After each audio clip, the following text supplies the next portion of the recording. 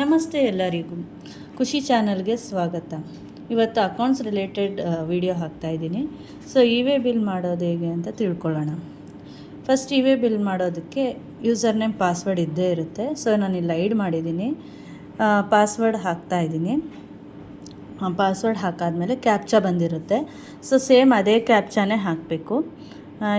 LVKM1Q. Okay, same captcha ಹಾಕ್ಕೊಂಡು login ಆಗಬೇಕು.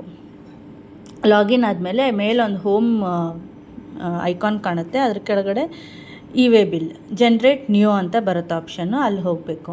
So next ಇದು ನಾವು ಸೇಲ್ಸಿಗೆ ಮಾಡ್ತಾ ಇರೋದ್ರಿಂದ ಔಟ್ವರ್ಡ್ ಸಪ್ಲೈ ಅಂತ ಅಂದ್ಬಿಟ್ಟು ಆಪ್ಷನ್ಗೆ ಕ್ಲಿಕ್ ಮಾಡ್ಕೊಬೇಕು. ಅದು ಔಟ್ವರ್ಡ್ಗೆ ಬ್ಲೂ ಮಾರ್ಕ್ ತೋರಿಸುತ್ತೆ. ಅದಾದಮೇಲೆ ಡಾಕ್ಯುಮೆಂಟ್ ಟೈಪ್, ಇದು ಟ್ಯಾಕ್ಸ್ ಇನ್ವಾಯ್ಸ್ ಆಗಿರೋದ್ರಿಂದ ನಾವು ಟ್ಯಾಕ್ಸ್ ಇನ್ವಾಯ್ಸ್ ಅಂತಲೇ ತೊಗೊಳ್ತೀನಿ. ಆಮೇಲೆ ಡಾಕ್ಯುಮೆಂಟ್ ನಂಬರ್ ನಮ್ಮದು ಇನ್ವಾಯ್ಸ್ ನಂಬರ್ ಏನಿರುತ್ತೋ ಸೇಮ್ ಅದೇ ಇನ್ವಾಯ್ಸ್ ನಂಬರ್ನ ಡಾಕ್ಯುಮೆಂಟ್ ನಂಬರಲ್ಲಿ ಹಾಕ್ಕೊಬೇಕು.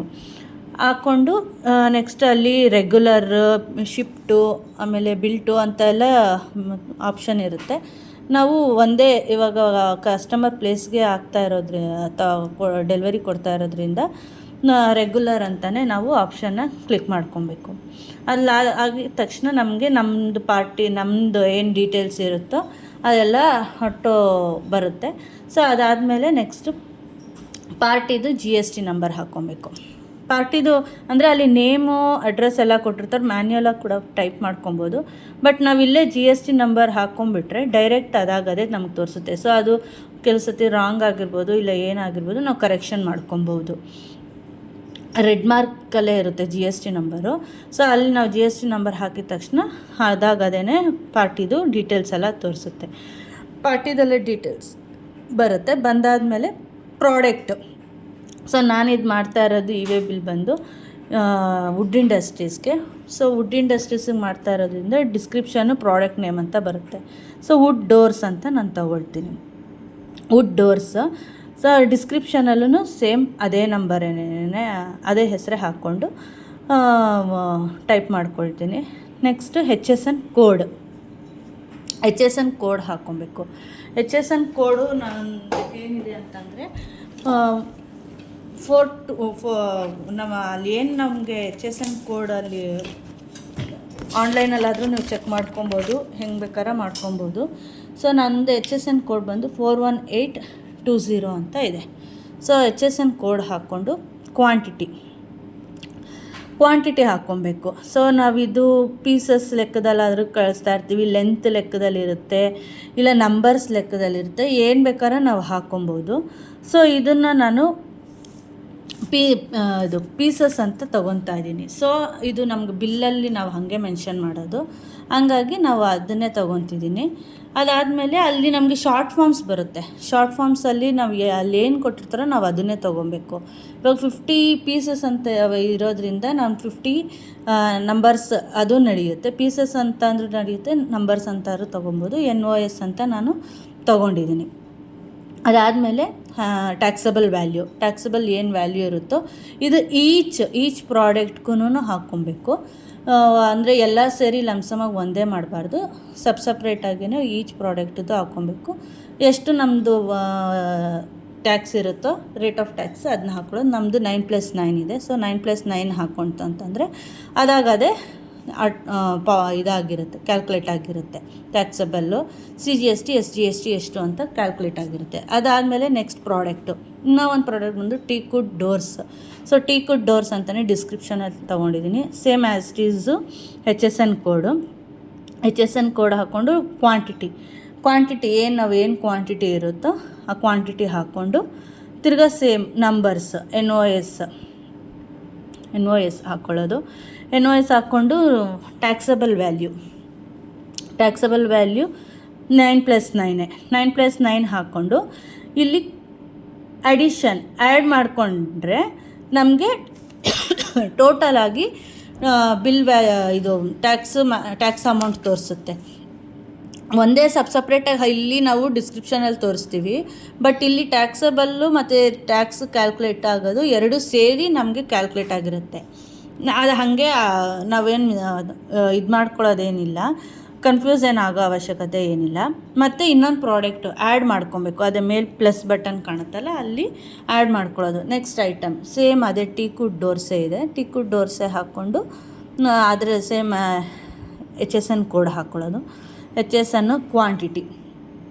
ಕ್ವಾಂಟಿಟಿ ಎಲ್ಲ ಹಾಕ್ಕೊಂಡು 9+9 ಇದು ಟೋಟಲಾಗಿ ಇವಾಗ 3 ಪ್ರಾಡಕ್ಟ್ ಇರಲಿ ಇಲ್ಲ 5 ಪ್ರಾಡಕ್ಟ್ ಇರಲಿ ಇಲ್ಲ ಒಂದೇ ಪ್ರಾಡಕ್ಟ್ ಇರಲಿ, ಅದರದ್ದು ಟೋಟಲಾಗಿ ನಮಗೆ ಟ್ಯಾಕ್ಸಬಲ್ ವ್ಯಾಲ್ಯೂ ಬರುತ್ತೆ. CGST SGST ಟೋಟಲಾಗಿ ಇವಾಗ ನಾವು ಎಷ್ಟು ಪ್ರಾಡಕ್ಟ್ ಹಾಕ್ಕೊಂಡಿರ್ತೀವೋ ಅಷ್ಟು ಪ್ರಾಡಕ್ಟ್ದು ಒಟ್ಟಿಗೆ ತೋರಿಸುತ್ತೆ, ಸಪ್ರೇಟಾಗಿ ಏನು ಬರೋದಿಲ್ಲ. ಸೆಸ್ ಇದೆ, ಸೆಸ್ ಇಲ್ಲಿ ನಮಗೆ ಸೆಸ್ ಬರೋದಿಲ್ಲ, ಅದರಿಂದ ಸೆಸ್ ಬರುತ್ತೆ. ಸೆಸ್ ಇಲ್ಲಿ ನಮಗೇನು ಬರಲ್ಲ, ಸೊ ಓನ್ಲಿ ಟ್ಯಾಕ್ಸ್. ಸೊ ಹಾಗಾಗಿ ಟ್ಯಾಕ್ಸ್ ಹಾಕ್ಕೊತಾ ಇದ್ದೀವಿ. ನೆಕ್ಸ್ಟು ಇನ್ನೂ ಒಂದು ಐಟಮ್ ಇದೆ, ಅದನ್ನು ನಾವು ಹಾಕ್ಕೊಬೇಕು. ಫ್ರೆಂಡ್ಸ್, ಇದು ತುಂಬ ಇಂಪಾರ್ಟೆಂಟು.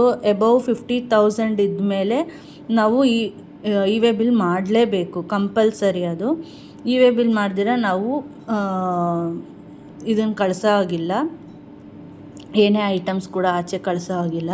ಸೊ ಇದು ತುಂಬಾ ಇಂಪಾರ್ಟೆಂಟು. ಆಮೇಲೆ ಅದರದ್ದು ವ್ಯಾಲ್ಯೂ ಏನಿರುತ್ತೋ ಅದು GSTನಲ್ಲಿ ಕೂಡ ನಮಗೆ ಅದು ರಿಫ್ಲೆಕ್ಟ್ ಆಗುತ್ತೆ. ಏನೇ ಒಂದು ಸಮಸ್ಯೆ ಆದ್ರೂ ನಮಗೆ ಅಲ್ಲೇ ರೆಕ್ಟಿಫಿಕೇಷನ್ ಕೂಡ ನಾವು ಮಾಡ್ಕೊಬೋದು. ಸೊ ತುಂಬಾ ಇಂಪಾರ್ಟೆಂಟು ಇ-ವೇ ಬಿಲ್ಲು. ಇವಾಗ ಇನ್ನೊಂದು ಲಾಸ್ಟ್ ಪ್ರಾಡಕ್ಟದು ಹಾಕ್ಕೊತಾ ಇದ್ದೀನಿ, ವ್ಯಾಲ್ಯೂ ಹಾಕ್ಕೊತಾ ಇದ್ದೀನಿ. ವ್ಯಾಲ್ಯೂ ಅದರದ್ದು 9+9 ಟ್ಯಾಕ್ಸ್ ರೇಟ್ ಅದೆಲ್ಲ ಆ್ಯಡ್ ಮಾಡಿಕೊಂಡು ಟೋಟಲ್ ಇವಾಗ ನಮಗೆ ಬಂದಿದೆ. ಎಷ್ಟು ಟೋಟಲಾಗಿ ನಮ್ಗೆ ಬಿಲ್ಲಲ್ಲಿ ಏನು ಮಾಡ್ಕೊಂಡಿರ್ತೀವೋ ಸೇಮ್ ಅದೇ ನಮಗೆ ಬಂದಿದೆ. ಸೊ ಇಲ್ಲಿ ನನಗೆ ಒಂದು ಸ್ವಲ್ಪ ಟ್ಯಾಕ್ಸಲ್ಲಿ ಒಂಚೂರು ವೇರಿ ಆಯಿತು, ಎಲ್ಲಿ ಏನಾಗಿದೆ ಮಿಸ್ಟೇಕು ಅಂತ ಚೆಕ್ ಮಾಡಿದೆ. ಆವಾಗ ಇಲ್ಲಿ ಒಂದೊಂದು ಸತಿ ನಾವು ಮಾಡೋ ಹರಿಬರಿನಲ್ಲೂ ಸ್ವಲ್ಪ ಮಿಸ್ಟೇಕ್ ಆಗೋ ಚಾನ್ಸಸ್ ಇರುತ್ತೆ. ಅದು ಕರೆಕ್ಟಾಗಿ ನಾವು ಒಂದೊಂದು ಪ್ರಾಡಕ್ಟುದೂ ಟ್ಯಾಕ್ಸಬಲ್ ಕರೆಕ್ಟಾಗಿ ಹಾಕ್ಕೊಂಡಿದ್ದೀವ ಅಂತ ಚೆಕ್ ಮಾಡ್ಕೊಬೇಕು. ನೋಡಿ, ಇಲ್ಲಿ ಲಾಸ್ಟ್ ಇದರಲ್ಲಿ ನನ್ನದು ಮಿಸ್ಟೇಕ್ ಆಗಿದೆ, ಇಂಡಿವಿಜುವಲಾಗಿ ತೊಗೊಂಬಿಟ್ಟಿದ್ದೀನಿ. ಟೋಟಲ್ ಅದು ಅಮೌಂಟ್ ತೊಗೊಬೇಕಾಗಿ ಟ್ಯಾಕ್ಸಬಲ್ ರೇಟು ಇಂಡಿವಿಜುವಲ್ ಅಮೌಂಟ್ ಹಾಕಿದೆ. ಅದು ಇವಾಗ ನಾನು ಸರಿ ಮಾಡ್ಕೊಂಡಿದ್ದೀನಿ. ಇವಾಗ ನಾವು ಏನು ಇನ್ವಾಯ್ಸ್ ಹಾಕಿರ್ತೀವೋ ಅದಕ್ಕೂ ಮತ್ತು ಅಲ್ಲ ಏನು ಆಟೋ ಜನ್ರೇಟ್ ಆಗಿರುತ್ತೋ ಆ ಟ್ಯಾಕ್ಸ್ಗೂ ನಮಗೆ ಒಂದೇ ಟ್ಯಾಲಿ ಆಗಬೇಕು. ಪೈಸಾಸಲ್ಲಿ ಸ್ವಲ್ಪ ಡಿಫ್ರೆನ್ಸ್ ಆಗ್ಬೋದು, ನಡೆಯುತ್ತೆ. 50 ಪೈಸಾ 20 ಪೈಸಾ ಆ ಥರ ಏನೇ ಒಟ್ಟಿನಲ್ಲಿ ಪೈಸಾಸಲ್ಲಿ ಏನೇ ಡಿಫ್ರೆನ್ಸ್ ಇದ್ರೂ ನಡೆಯುತ್ತೆ. ಬಟ್ ನಾವು ತುಂಬ ₹1ಕಿಂತ ಮೇಲೆ ನಾವು ವೇರಿ ಮಾಡ್ಕೊಬಾರ್ದು. ಕರೆಕ್ಟಾಗಿ ನಮ್ಮ ಇನ್ವಾಯ್ಸ್ ಬಿಲ್ಗೂ ಇದಕ್ಕೂ ಒಂದೇ ಇರಬೇಕು. ಹಾಗೆ ಇಲ್ಲಿ ಒಂದೇ ಇದು ಮಾಡಿಕೊಂಡು ನೆಕ್ಸ್ಟು ನಾವು ಚೆಕ್ ಮಾಡಿಕೊಂಡು ಟೋಟಲ್ ಬಿಲ್ ವ್ಯಾಲ್ಯೂನಲ್ಲೂ ಅಷ್ಟೇ ಒಂದು 50 ಪೈಸಾ ಹಾಗೆ ಹೀಗೆ ಆಗ್ಬೋದು.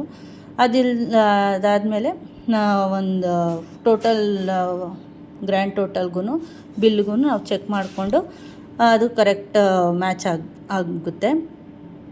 ನೆಕ್ಸ್ಟು ಅದಾದಮೇಲೆ ಬರ್ತಿದ್ದಂಗೆ ಟ್ರಾನ್ಸ್ಪೋರ್ಟೇಷನ್ ಡೀಟೇಲ್ಸು, ಟ್ರಾನ್ಸ್ಪೋರ್ಟರ್ ID ಕೂಡ ಇರುತ್ತೆ.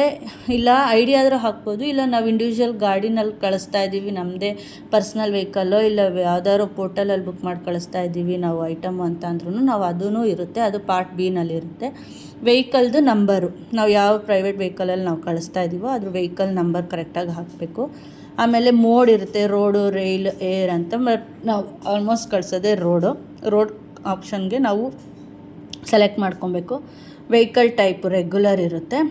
ಅದಾದಮೇಲೆ ಡೇಟ್ ಎಲ್ಲ ಒಂದು ಸತಿ ಚೆಕ್ ಮಾಡ್ಕೊಬೇಕು.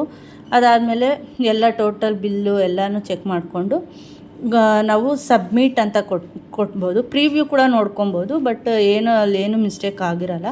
ಸೊ ಸಬ್ಮಿಟ್ ಅಂತ ಕೊಟ್ಟಮೇಲೆ ಇದು ನಮಗೆ ಜನ್ರೇಟ್ ಆಗಿರುತ್ತೆ. ಇದನ್ನು ಪ್ರಿಂಟ್ ತೊಗೊಂಡು ಇನ್ವಾಯ್ಸ್ ಜೊತೆಲಿ ಅಟ್ಯಾಚ್ ಮಾಡಿ ವೆಹಿಕಲ್ ಜೊತೆಲಿ ಕಳಿಸಿ.